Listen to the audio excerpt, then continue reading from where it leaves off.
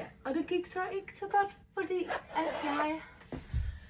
Ja, når jeg bliver ked af det, eller sådan bare lige lidt... Eller bare, jeg har ingen undskyldning, jeg shopper for meget. Men selv jeg også ud igen, så det var også super. Og jeg fik gode priser. Sådan en manglede jeg, fordi jeg havde lige ødelagt min anden læderjakke på stadion, fordi jeg sad fast i sæderne. Så denne her taske. Mørkebrun skin også, som alt andet. Det er godt, vi går sommeren i møde her. Men det er for The Row, og de vidste tydeligvis ikke lige, hvad de solgte i den der butik. Det er det gode ved England. De er ikke helt klar over, sådan for eksempel The Row er mega nice.